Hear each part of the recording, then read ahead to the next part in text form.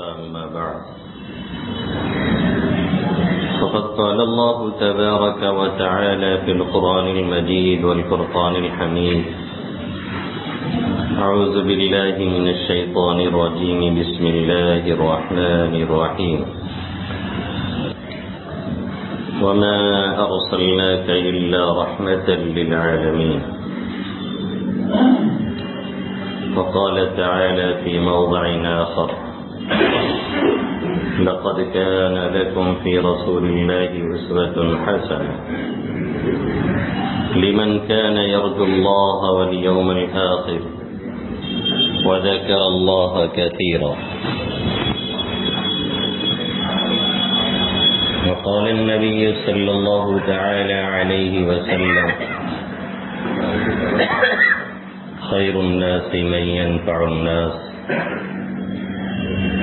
أو كما قال سيدنا وهادينا محمد صلى الله تعالى عليه وسلم. میرے محترم بزرگوں اور دوستوں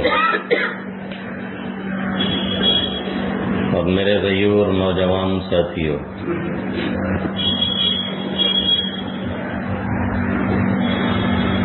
ہم اور آپ جانتے ہیں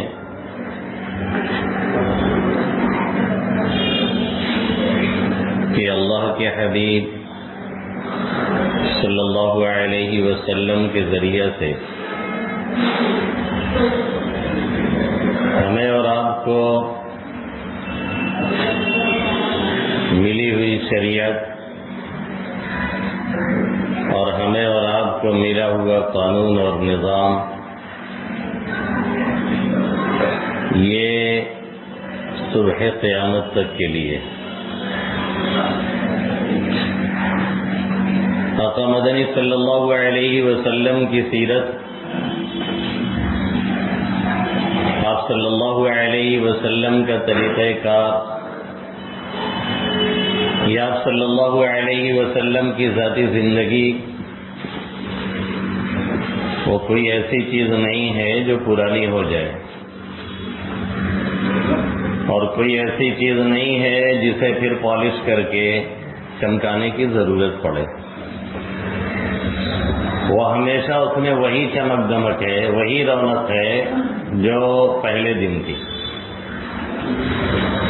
اور جو حل اس کے ذریعے سے آپ صلی اللہ علیہ وسلم نے اپنے زمانے کی مشکلات اور پریشانیوں کا تلاش فرمایا تھا اور نکالا تھا، وہی حل ہر زمانے کے اندر اس طرح کی پریشانیوں اور مصیبتوں میں آج بھی آقا مدنی صلی اللہ علیہ وسلم کی سیرت میں موجود ہے۔ سیرت محمدیہ علی صاحبیہ الف الف صلاۃ و سلام، یہ رہتی دنیا تک کے لیے ایک مشعل راہ ہے، ایک ایسا روشن چراغ نہیں، ایک ایسا چمکتا اور دمکتا سورج ہے جس کے اندر جتنے بھی اندھیرے ہوتے ہیں، چاہے وہ اپنی ذات کے معاملات سے ہوں، خاندانی معاملات سے ہوں، یا اسی طریقے سے غیروں کی طرف سے کوئی تسلط کا مسئلہ ہو اور آفات اور مصائب کے بادل چھائے ہوئے ہوں، ایسا لگے کہ اندھیرے میں ہم اور آپ گھر رہے ہیں یا گھرے ہوئے ہیں، تو اس سے نکلنے کا اگر حل کہیں پہ ملتا ہے تو میرے نبی محترم محمد عربی صلی اللہ علیہ وسلم کی سیرت میں ہے، اور دوسری جگہ کہیں تلاش نہیں کیا جا سکتا ہے۔ میں یہ نہیں کہہ رہا، بلکہ خود اللہ رب العزت نے تو بڑے ہی واضح لفظوں میں ہمیں اور آپ کو پیغام دیا ہے اور سنایا ہے، اور نامعلوم کتنی مرتبہ ہم نے اور آپ نے اسے سنا ہے، اس کا ترجمہ بھی سنا ہے، اس کا مفہوم بھی سنا ہے، لیکن ہمارے لیے تھوڑا سا پرابلم ہے، تھوڑی سی مشکل یہ ہے کہ جب کوئی حادثہ رونما ہوتا ہے تو ہم اسے بہت سی جگہوں پہ اس کا حل تو تلاش کرتے ہیں، لیکن جو مین جگہ ہے اور جو مین اصول اور ضابطے ہمارے پاس موجود ہیں، اس کے ذریعے سے ہم اور آپ اس کا حل تلاش نہیں کرتے ہیں، جس کی وجہ سے ہم اور آپ اس کے دلدل میں اور پھنستے ہوئے نظر آتے ہیں اور نکلنے کا راستہ ہمیں اور آپ کو نظر نہیں آتا ہے۔ اللہ رب العزت نے کیا فرمایا اپنے حبیب صلی اللہ علیہ وسلم کی سیرت کے تعلق سے، آپ کے کام کے طریقے کے تعلق سے، اور جو پیٹرن تھا مدنی صلی اللہ علیہ وسلم کا کام کا، جس کے ذریعے سے نہ معلوم کتنے مصائب اور مشکلات کے پہاڑ سامنے آئے اور دیکھتے دیکھتے ہی ختم ہو گئے، سب کے سب کافور ہو گئے۔ وہ کیا تھا؟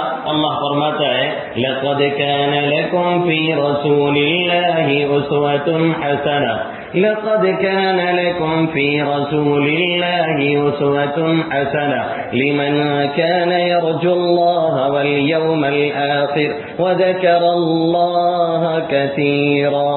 تم سب کے لیے، جتنے بھی آئے ہیں اور جتنے ابھی آئیں گے، ہر ایک کے لیے نمونہ موجود ہے اللہ کے حبیب صلی اللہ علیہ وسلم کی ذات گرامی میں۔ لقد كان لكم في رسول الله أسوة حسنة، لیکن فائدہ اٹھاتا کون ہے؟ نتائج حاصل کون کرتا ہے؟ اس کے ذریعے سے نکلنے کا راستہ کون تلاش کرتا ہے؟ اور کون آقا مدنی صلی اللہ علیہ وسلم کی اس سیرت سے فائدہ اٹھا سکتا ہے؟ کسی کے بارے میں کچھ کہنے کی ضرورت نہیں۔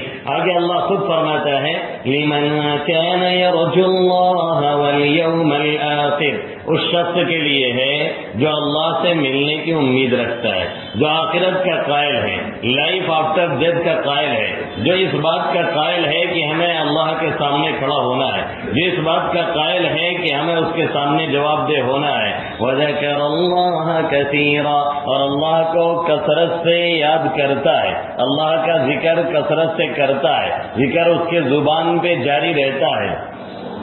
بات پہ بات نکلتی ہے، ایک بات اور نقل کرتا چلو، قرآن میں جہاں کہیں اللہ نے کسی بات کا حکم دیا ہے اور بیان فرمایا ہے، وہاں پہ کہیں کثرت کا لفظ نہیں ملتا ہے۔ نماز ہے تو اس کی بھی تعداد متعین ہے، روزے ہیں تو اس کی بھی تعداد متعین ہے، زکوٰۃ ہے تو اس کی بھی تعداد متعین ہے، ہر چیز کی تعداد متعین رکھی گئی ہے۔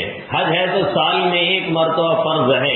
اسی طریقے سے اور جتنی عبادتیں آپ دیکھیں گے تو محدود ہیں اور لمیٹیشن ان کی متعین کر دی گئی ہیں، لیکن جہاں ذکر اللہ کی بات آتی ہے وہاں پہ اللہ کیا فرماتا ہے؟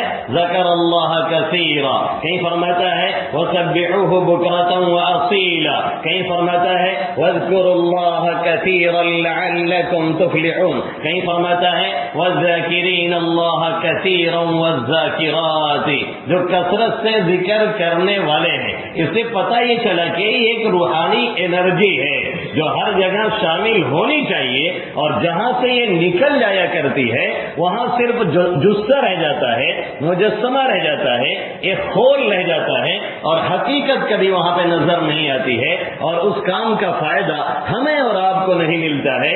اسی لیے آقا مدنی صلی اللہ علیہ وسلم سے یہ سوال کیا گیا کہ سب سے بہتر نماز کون ہے؟ آقا نے فرمایا جس میں اللہ کا ذکر زیادہ سے زیادہ ہو۔ پوچھا گیا سب سے بہتر جہاد کون ہے؟ آقا نے فرمایا جس میں اللہ کا ذکر زیادہ سے زیادہ کیا جائے۔ پوچھا گیا سب سے زیادہ خیرات و برکت والا کون سے خیرات و برکات ہیں اور کون سی زکات ہیں؟ آقا نے فرمایا جس میں ذکر اللہ کی کثرت لگی ہوئی ہو۔ اور یہی نہیں، آخر میں آقا فرماتے ہیں لا یزال لسانک رطبا من ذکر اللہ تعالی، تمہاری زبان ہمیشہ اللہ کے ذکر سے تر رہنی چاہیے۔ چل رہے ہیں کبھی سبحان اللہ پڑھ لیا، ٹہل رہے ہیں کبھی الحمدللہ پڑھ لیا، چل رہے ہیں کبھی لا الہ الا اللہ کا ورد کر لیا، کہیں جا رہے ہیں اکیلے ہیں کوئی ساتھ میں نہیں ہے، کہیں سبحان اللہ پڑھ رہے ہیں، کبھی الحمدللہ پڑھ رہے ہیں، کبھی لا حول ولا قوت الا باللہ پڑھ رہے ہیں، کبھی لا الہ الا انت سبحانک انی کنت من الظالمین پڑھ رہے ہیں۔ یہ آہستہ آہستہ ایسا پاور دیتے ہیں یہ کلمات، اور ایسی انرجی دیتے ہیں کہ اللہ سے ایک ایسے انداز میں کہ ہم اور آپ سمجھ بھی نہیں پاتے ہیں، ایک خاص تعلق ہو جایا کرتا ہے، اور ہماری اور آپ کی لائف اور زندگی کے اندر ایک روحانی پاور آ جایا کرتا ہے جسے پھر توڑنا آسان نہیں ہوا کرتا ہے۔ تو اللہ رب العزت نے فرمایا لمن كان يرجو الله واليوم الآخر وذكر الله كثيرا، کس کے لیے ہے؟ جو اللہ کو اللہ سے ملنے کی امید رکھتا ہے، آخرت کا قائل ہے، اللہ کو کثرت سے یاد کرتا ہے، اس کے لیے محمد عربی صلی اللہ علیہ وسلم کی ذات گرامی میں نمونہ موجود ہے۔ اور یہ نمونہ ایسا ہے، میں نے شروع ہی میں کہا، یہ کبھی پرانا نہیں ہوتا ہے، اسے گھسنے کی ضرورت نہیں پڑتی ہے، اسے پالش لگانے کی ضرورت نہیں پڑتی ہے۔ سیرت نبویہ صلی اللہ علیہ وسلم کوئی ایسی چیز نہیں ہے کہ جو رکھی رکھی پرانی سی ہو جائے پھر اسے کچھ چمکانے اور دمکانے کی ضرورت پڑے۔ یہ ہر زمانے میں ہمارے اور آپ کے لیے ایک مشعل راہ ہے جسے دیکھ کر کے راستہ طے کیا جا سکتا ہے، جس چراغ اور جس روشنی کو لے کر کے اپنے اندھیروں کو دور کیا جا سکتا ہے، جس روشنی کو اپنے سامنے لا کر کے اپنی پریشانیوں اور تکلیفوں کا آسانی سے ازالہ کیا جا سکتا ہے۔ یہ مشعل راہ آقا مدنی صلی اللہ علیہ وسلم کے ذریعے سے ہمیں اور آپ کو دی گئی ہے اور ملی ہے، اور اتنا آسان نسخہ ہے کہ جسے بھلا کر کے ہم نے اور آپ نے ساری پریشانیاں اپنے اوپر مسلط کر رکھی ہیں۔ سیرت مصطفیٰ پڑھیں ماجد، خود کو انسان اگر بنانا ہے، آقا مدنی صلی اللہ علیہ وسلم کے مکے دور کی زندگی دیکھیے اور آج کے حالات کا اس سے مقابلہ کیجیے اور اس سے لے جا کر کے میچ کیجیے اور دیکھیے کہ دونوں میں کیا توازن ہے اور دونوں کا مقابلہ کیسے ہو رہا ہے۔ پھر دیکھیے آپ صلی اللہ علیہ وسلم نے مکی زندگی میں کیا طریقہ اپنایا، کیا پیٹرن تھا اور وہ کون سے ایجنڈے تھے جسے اپنا کر کے آقا مدنی صلی اللہ علیہ وسلم نے پریشانیوں کا حل نکالا تھا۔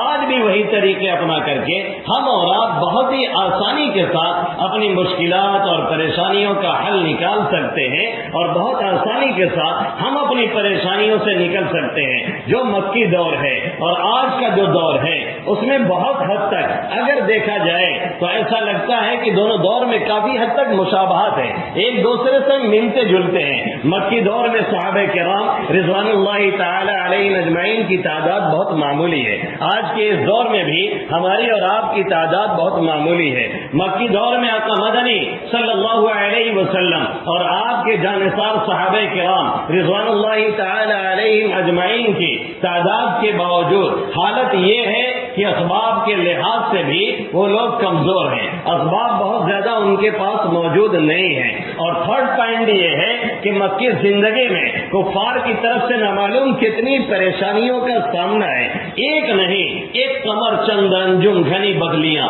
ہر گھٹا سے برستی رہی بجلیاں، رک سکا کم مگر آپ کا کارواں، ہو درود آپ پر، ہو سلام آپ پر۔ آقا مدنی صلی اللہ علیہ وسلم کا یہ تینوں معاملہ کفار کے ساتھ ہے۔ آپ اقلیت میں ہیں، بہت کم تعداد میں ہیں، اور آپ کے جانثار صحابہ کرام خود آپ اسباب کے اعتبار سے، مالی وسائل کے اعتبار سے بہت کمزور ہیں۔ اور تیسری بات یہ ہے کہ غیروں کا مقابلہ بڑا سخت ہے اور ان سے جو سامنا ہے وہ بہت پریشانی کا ذریعہ ہے۔ آئیے دوڑ کر کے اپنے اس دور میں، آئیے آج کے اس زمانے میں ہمارا اور آپ کا حال بھی تقریباً یہی ہے۔ ہم اور آپ کفار کے مقابلے میں کم ہیں، لیکن یہ تناسب میں کافی فرق ہے۔ وہاں آقا مدنی صلی اللہ علیہ وسلم اور آپ کے جانثار صحابہ کرام رضوان اللہ تعالی علیہ اجمعین کی تعداد کفار کے مقابلے میں 1% تھی، 1% لوگ تھے۔ ہم اور آپ کفار کے مقابلے میں کم سے کم 20% ہیں، اس سے کم نہیں ہیں۔ یعنی ہندوستان کی سب سے بڑی اقلیت ہم مسلمانوں کی ہے، کسی دوسرے کی نہیں ہے۔ یہ حالت ہے۔ وہاں پہ آپ صلی اللہ علیہ وسلم اور آپ کے جانثار صحابہ کرام 1% ہے، ہم اور آپ کفار کے مقابلے میں 20% ہیں۔ وہاں پہ اسباب اور وسائل کے لحاظ سے آقا مدنی صلی اللہ علیہ وسلم اور آپ کے جانثار صحابہ کرام کو ملا کر کے دیکھا جائے تو معمولی تعداد لوگ بنتے ہیں اور اسباب اور وسائل بھی بہت کم ہیں۔ اور آج کے اس دور میں دیکھا جائے تو اس دور کے مقابلے میں مسلمانوں کے پاس وسائل نامعلوم کتنے ہیں اور کتنے زیادہ اس دور کے لحاظ سے ہیں۔ اور تیسری بات یہ کہ اس زمانے میں گھیرا بندی کرنے والوں کی تعداد حد سے زیادہ ہے اور سپورٹ کرنے والے 2-4 لوگ ہی ہیں۔ شیاب ابی طالب میں آقا مدنی صلی اللہ علیہ وسلم کو محصور کیا جاتا ہے۔ آپ صلی اللہ علیہ وسلم اپنے جانثار صحابہ کرام رضوان اللہ تعالی علیہ مجمعین کے ساتھ خود حضرت ابو طالب آپ کے ساتھ شیاب طالب میں جاتے ہیں۔ 3 سال تک محاصرہ جاری رہتا ہے، کھانے اور پینے کو کچھ نہیں دیا جاتا ہے۔ جو لوگ وہاں سے گزرتے ہیں ان کا بائیکاٹ کیا جاتا ہے، جو لوگ گلے وغیرہ لے کر کے آتے ہیں انہیں وہاں روکا جاتا ہے اور انہیں پیٹا جاتا ہے. کوئی ایک نہیں ہے جو مدد کرنے کے لیے آگے بڑھے.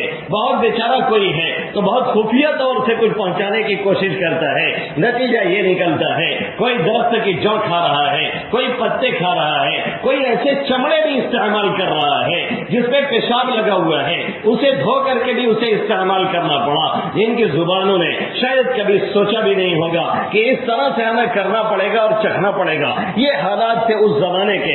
سب کچھ سے گزار کر کے پھر آقا مدنی صلی اللہ علیہ وسلم کو عروج ملا اور مختصر سی مدت میں آپ صلی اللہ علیہ وسلم جہاں محکومیت کی زندگی گزار رہے تھے اور مغلوبیت کی زندگی گزار رہے تھے, مدینہ آنے کے بعد 6 سال میں ساری کایا پلٹ جاتی ہے اور آقا مدنی صلی اللہ علیہ وسلم حاکم بن کر کے اس ملک اس علاقے میں داخل ہوتے ہیں. یہ سب کیسے ممکن ہوا؟ کیا طریقہ تھا جسے اپنایا تھا آقا مدنی صلی اللہ علیہ وسلم نے؟ جب مکی دور سے ہمارا یہ دور مشابہت رکھتا ہے, مکی دور سے ہمارا یہ دور میل کھاتا ہے, تو ہمیں دیکھنا پڑے گا کہ اس دور میں آپ صلی اللہ علیہ وسلم نے کیا کیا تھا.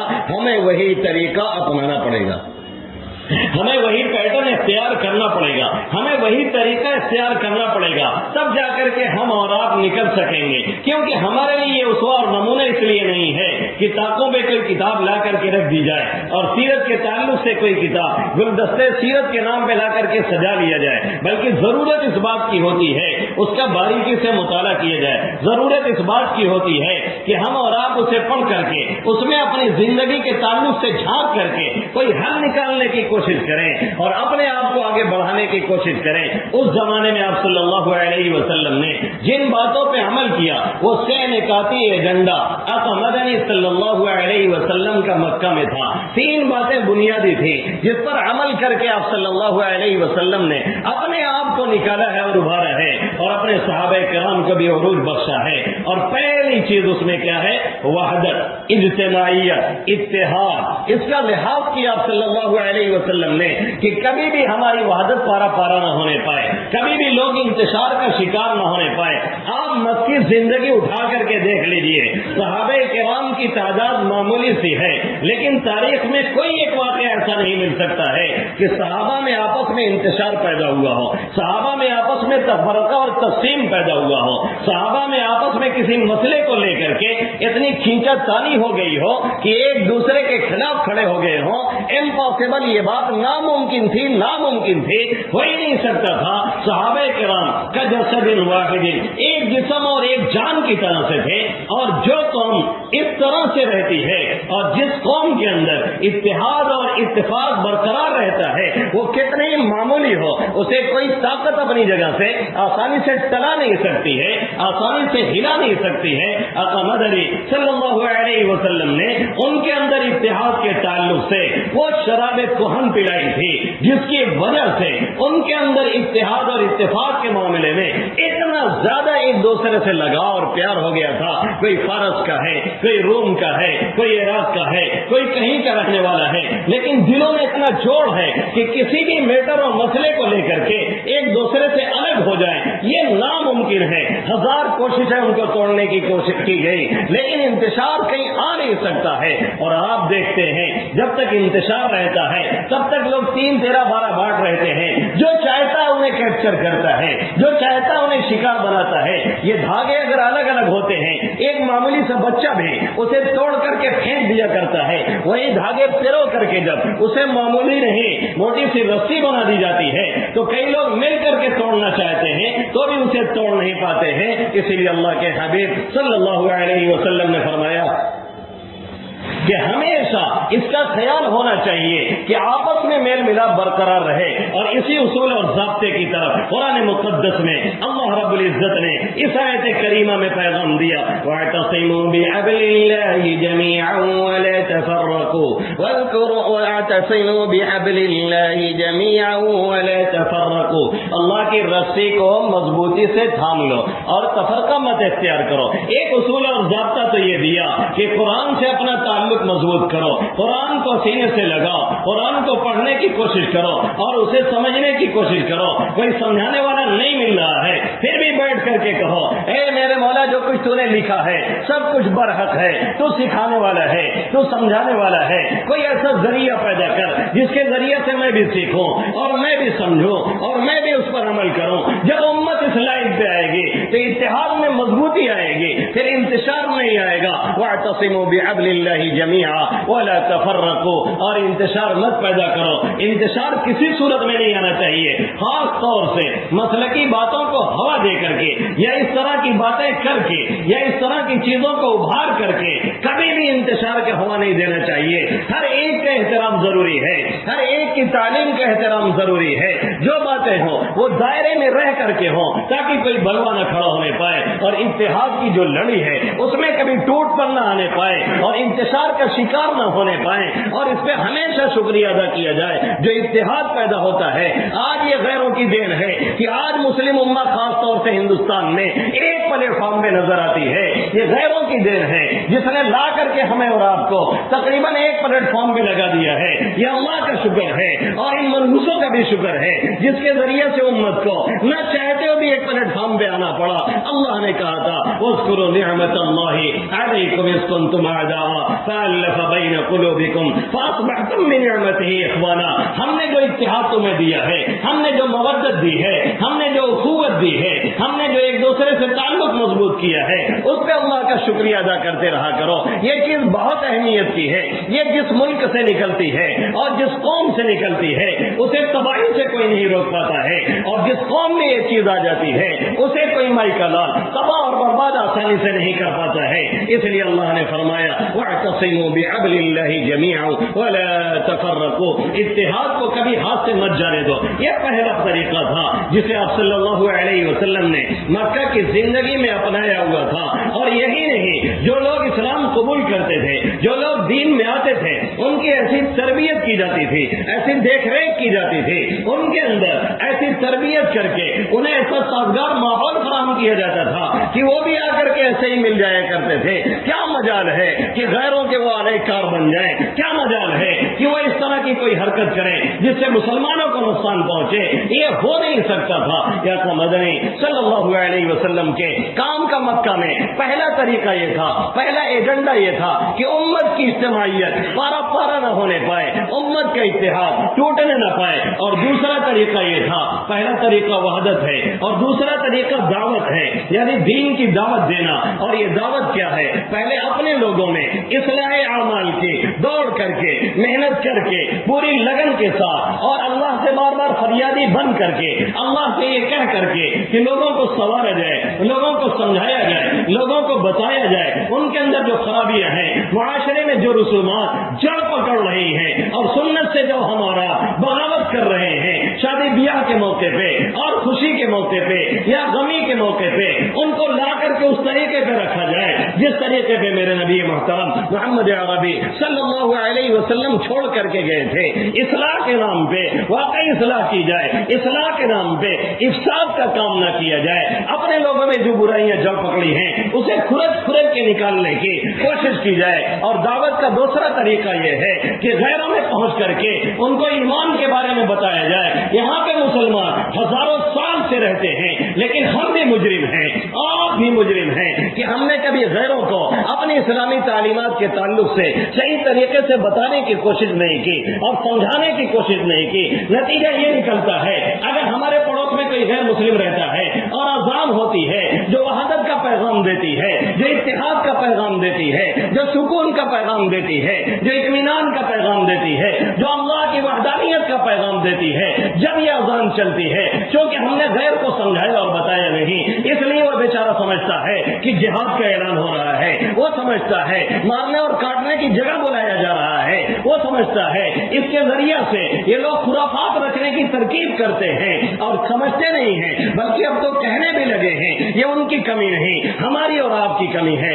ہم نے ان کا ذہن صاف کرنے کی کوشش نہیں کی۔ ہمارے علاقے میں بارہ بنکی کا ایک علاقہ ہے، وہاں پہ ایک مرتبہ جھگڑا کھڑا ہو گیا کہ لاؤڈ اسپیکر سے اذان آپ لوگ نہیں دے سکتے ہیں. دو چار گھر مسلمانوں کے، باقی برہمن اور ٹھاکر سب نے کہا نہیں دی جائے گی اذان. نتیجہ یہ نکلا کہ معاملہ بہت طول پکڑا تو ہمارے ایک جاننے والے قاسمی صاحب ہیں، ان کو بھی ڈی ایم ایس پی نے مدعو کیا، کہا آئیے اس مسئلے کو سلجھائیے. انہوں نے جا کر کے 5 منٹ صرف بات کی اور کھڑے ہو کر کے ان غیر مسلموں سے کہا، ان برہمنوں سے، ان ٹھاکروں سے اور ان پنڈتوں سے کھڑے ہو کر کے 5 منٹ بات کی اور مسئلہ حل ہو گیا. انہوں نے کہا اذان کے بارے میں آپ لوگوں کو غلط فہمی ہے.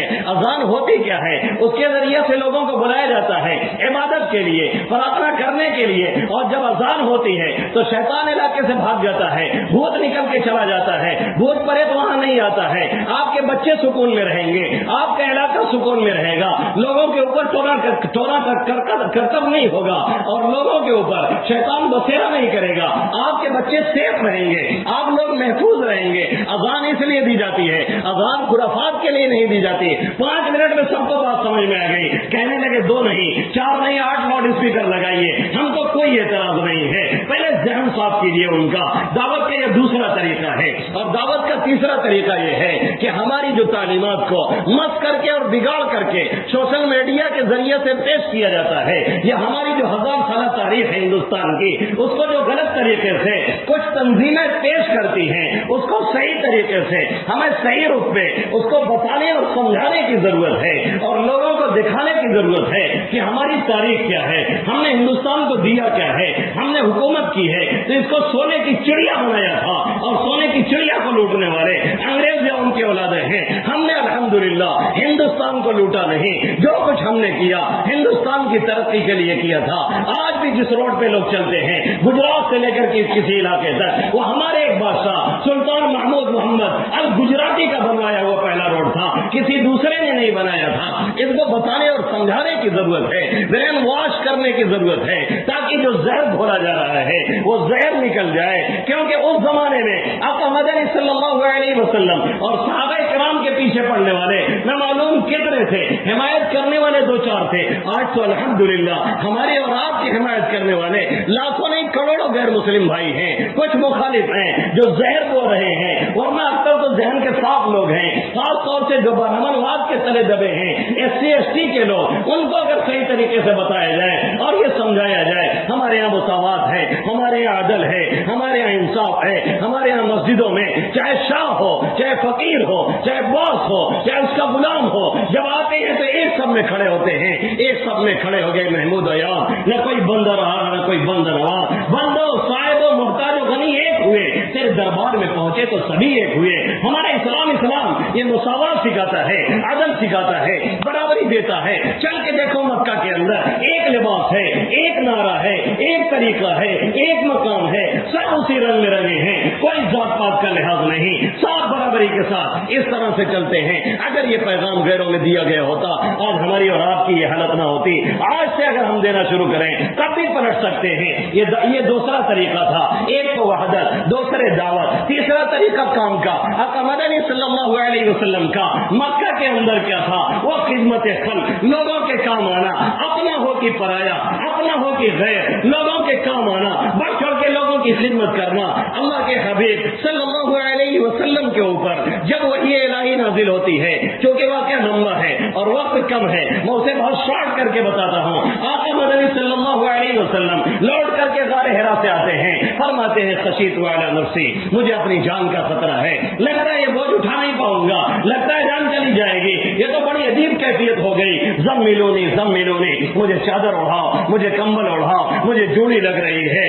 قربان جائیے، دنیا کی خاتون اول کا خطاب اگر کسی کو دیا جا سکتا ہے، آج نہ معلوم کس کو لوگ دیتے ہیں، اگر کسی کو مل سکتا ہے تو ام المومنین، ہم سب کی ماں حضرت خدیجہ الکبریٰ رضی اللہ تعالی عنہا، سب سے پہلے اسلام لانے والی، سب سے پہلے آقا کو تسلی دینے والی، سب سے پہلے ڈھارس بندھانے والی، سب سے پہلے آقا کو یہ کہنے والی اللہ آپ کو رسوا نہیں کرے گا. واللہ لا یخزیک اللہ ابدا، واللہ لا یحزنک اللہ ابدا. اللہ آپ کو ضائع نہیں کرے گا، اللہ آپ کو رسوا نہیں کرے گا، اللہ آپ کو یوں ہی نہیں چھوڑے گا. اس کے بعد جو وجوہات وہ بیان کرتی ہیں ان وجوہات میں کہیں نماز کا تذکرہ نہیں, کہیں زکات کا تذکرہ نہیں, کہیں روزے کا تذکرہ نہیں, جبکہ یہ بنیادی باتیں ہیں. وہ تذکرہ کس بات کا کرتی ہیں؟ جس کی بنیاد پہ اللہ آپ کو ضائع نہیں کرے گا, اللہ کی مدد آپ کے ساتھ ہمیشہ لگی رہے گی. وہ بنیاد کیا بتاتی ہیں؟ کہتی ہیں انکا لتصل الرحم, آپ صلہ رحمی کرتے ہیں,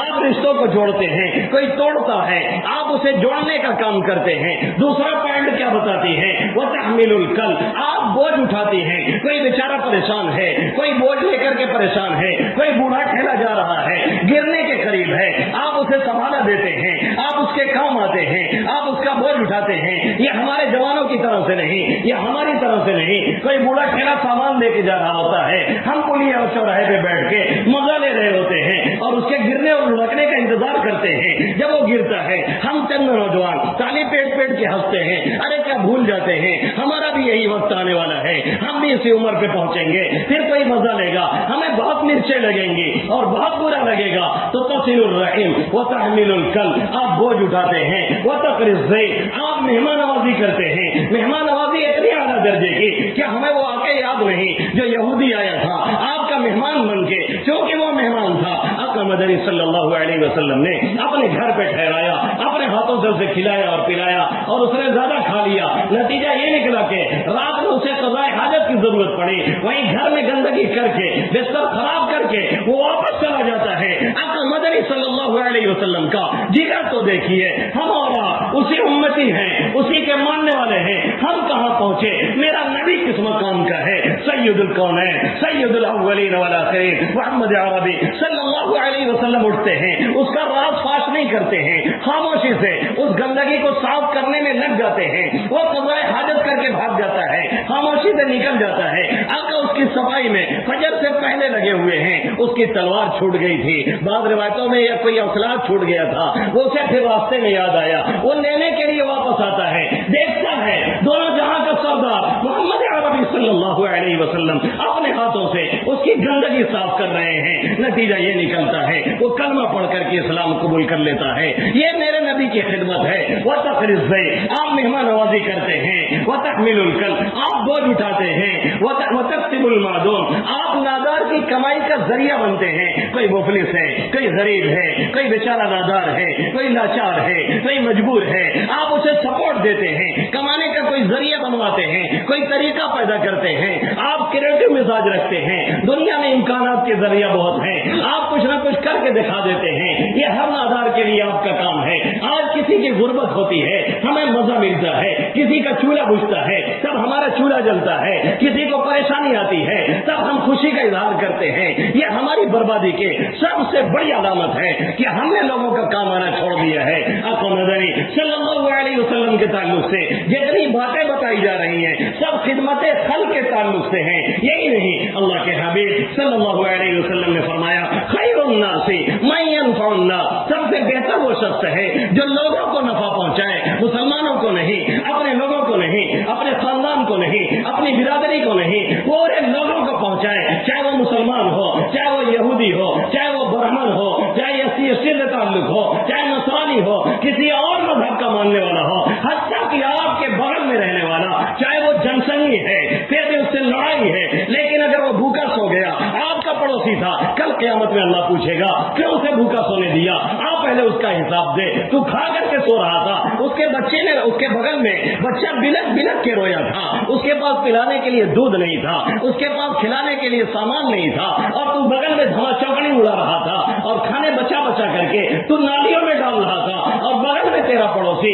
چاہے وہ یہودی رہا ہو, چاہے عیسائی رہا ہو, چاہے کوئی اور رہا ہو, اس کا سوال ہم سے اور آپ سے ہے. یہ خدمت خلق تھی جس کے ذریعے سے آقا مدنی صلی اللہ علیہ وسلم نے لوگوں کے دلوں کو کیپچر کر لیا تھا. نتیجہ یہ نکلا کچھ ہی زمانہ جاتے جاتے جس مکہ میں ظلم کی چکی آقا مدنی صلی اللہ علیہ وسلم کے خلاف چل رہی تھی اور پیسی جا رہی تھی, اسی مکہ میں آقا فاتحہ میں داخل ہوتے ہیں, اور داخل ہوتے ہیں تو پتہ کا نشہ نہیں ہے, اعلان کرتے ہیں اذهبوا انتم الطلقاء, جاؤ سب کے سر آزاد ہو, آج کوئی غم نہیں, آج کوئی پکڑ نہیں, آج کوئی ٹینشن نہیں, لا تثریب علیکم اليوم, کوئی دار و گیر نہیں, میں رحمت للعالمین ہوں, میرے رحم و کرم کا نظارہ کرو. اگر وہ 3